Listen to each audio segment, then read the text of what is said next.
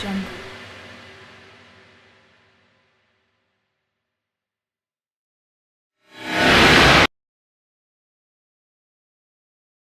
السلام علیکم پیارے دوستو، زلفی نالج لینڈ میں خوش آمدید۔ سلطان صلاح الدین ایوبی رحمت اللہ علیہ۔ پھر جب سیف الدین غازی اور سلطان نور الدین محمود زنگی رحمت اللہ علیہ کے لشکروں کی آمد کی خبر شہنشاہ فرانس لوئس ہفتم، شہنشاہ جرمنی کانرڈ سوم اور یروشلم کے حکمران بالڈون ثالث نے سنی تو وہ تینوں راتوں رات دمشق کا محاصرہ اٹھا کر یروشلم چلے گئے۔ سیف الدین غازی اور سلطان نور الدین زنگی رحمت اللہ علیہ نے جنگ کے بغیر ایک اسلامی ریاست کو صلیبیوں کی دراز دستی سے بچا لیا۔ اس کے بعد عیسائی لشکر نے اسکلان پر حملہ کرنے کا ارادہ کیا، لیکن صلیبیوں کا یہ منصوبہ بھی ناکام ہو گیا۔ شہنشاہ جرمنی مسلسل ناکامیوں سے تنگ آ کر اپنے وطن واپس چلا گیا۔ شہنشاہ فرانس لوئس ہفتم چند ماہ فلسطین میں مقیم رہا۔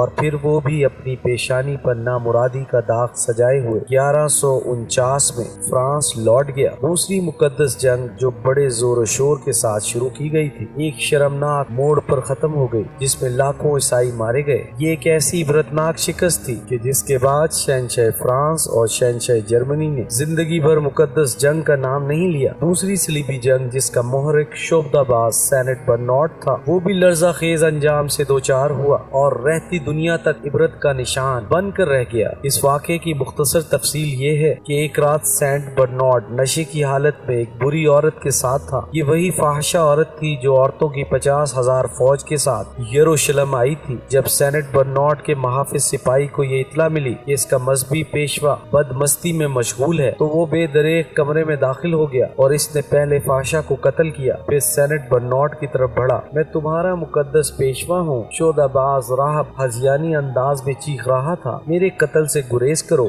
ورنہ تم پر آسمانی قہر ٹوٹے گا، تو مقدس نہیں ناپاک ہے۔ عیسائی سپاہی کی آنکھوں میں خون اتر آیا تھا، صلیبیوں پر یہ سارا عذاب تیری ہی وجہ سے نازل ہوا ہے، یہ کہہ کر اس غیرت مند عیسائی نے سینٹ برنارڈ کے ٹکڑے کر دیے۔ دوسری طرف اوباش ملکہ ایلس نے شہنشاہ لوئس سے طلاق لے کر انگلستان کے شہنشاہ ہنری دوم سے شادی کر لی، جو ایک بوڑھا اور ناکارہ شخص تھا۔ یہ شادی تو محض ایک آڑ اور پردہ تھی، ورنہ جب ملکہ ایلس انطاکیہ سے رخصت ہو کر انگلستان پہنچی تھی تو وہ اس مسلمان ترک کو اپنے ساتھ لے گئی تھی جس سے اس کے غلط تعلقات تھے۔ شہنشاہ ہنری دوم کچھ دن تک تو خاموش تماشائی بنا رہا، پھر جب اس نے ملکہ ایلس کی حرکتوں کے خلاف زبان کھولی تو ایلس نے اسے بھی شہنشاہ لوئس کی طرح ڈانٹ دیا اور وہ اپنی کمزوری کا راز فاش ہونے کے خوف سے سہم گیا۔ پھر ایک سال بعد ملکہ ایلس کے یہاں ایک خوبصورت لڑکا پیدا ہوا۔ ملکہ نے بیٹے کا نام رچرڈ رکھا۔ یہ وہی بچہ رچرڈ ہے جسے آج بھی عیسائی دنیا شیر دل رچرڈ کے نام سے یاد کرتی ہے، اور اس بچے نے جوان ہو کر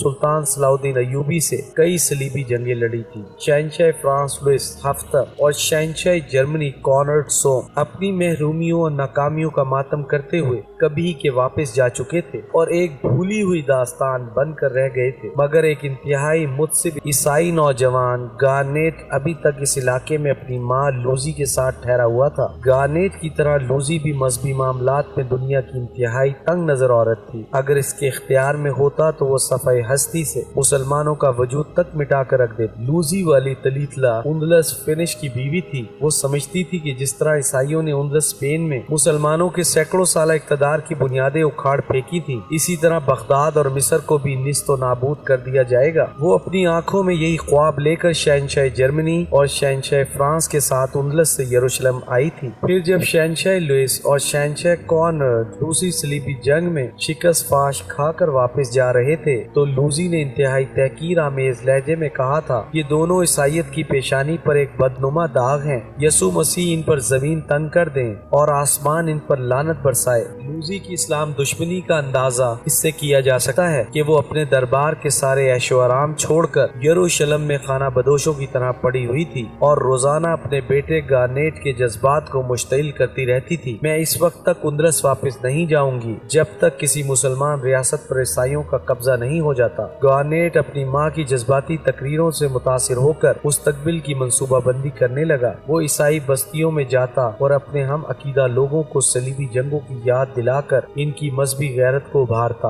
اس کے ساتھ ہی انہیں دولت و اقتدار کی ترغیب بھی دیتا، یہاں تک کہ گارنیٹ کی فوج کے ساتھ ہزاروں مقامی عیسائی بھی شامل ہو گئے۔ پھر وہ برق رفتاری کے ساتھ حصن اریما کی طرف بڑھا۔ یہ قلعہ طرابلس کے عیسائی حکمراں کاؤنٹ آف ٹریپولی کی سلطنت میں شامل تھا۔ کسی کو بھی یہ امید نہیں تھی کہ ایک عیسائی لشکر دوسری عیسائی سلطنت پر حملہ آور ہوگا۔ یہی وجہ تھی کہ کاؤنٹ آف ٹریپولی اس صورتحال سے بے خبر تھا۔ پھر اسی بے خبری کے عالم میں اندلس کے شہزادے گارنیٹ نے حصن اریما کے قلعے پر قبضہ کر لیا۔ طرابلس کے حاکم کو اپنے ایک ہم قوم کی اس حرکت پر شدید اذیت پہنچی۔ اس نے کسی تاخیر کے بغیر اپنے ایک تیز رفتار قاصد کو یہ پیغام دے کر گارنیٹ کے پاس بھیجا۔ اس وقت عیسائیت شدید آزمائشی مرحلے سے گزر رہی ہے۔ ایسے سنگین حالات میں ایک عیسائی کو زیب نہیں دیتا کہ وہ اپنے ہم مذہبوں کو نقصان پہنچا کر انہیں انتشار میں مبتلا کرے۔ شہزادے گارنیٹ نے حاکم طرابلس کو سخت جواب دیتے ہوئے لکھا،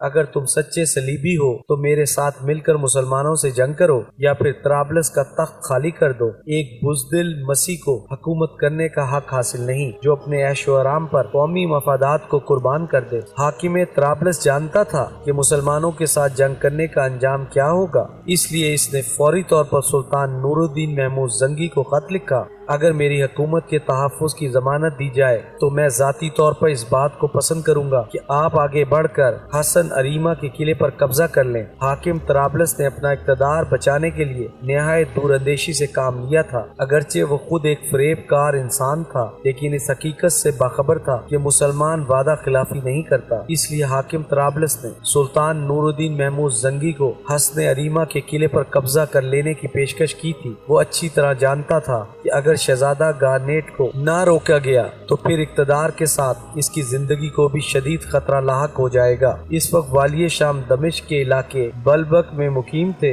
حاکم طرابلس کا پیغام ملتے ہی سلطان نور الدین زنگی ایک لشکر جرار لے کر حصن اریما کی طرف بڑھے۔ وزیر معین الدین نے بھی سلطان کا ساتھ دیا۔ مزید احتیاط کے طور پر سلطان نور الدین زنگی نے اپنے بڑے بھائی سلطان سیف الدین غازی سے بھی فوجی امداد کی درخواست کی اور طرابلس کی طرف روانہ ہو گئے۔ ایپیسوڈ 22 اختتام پذیر ہوئی۔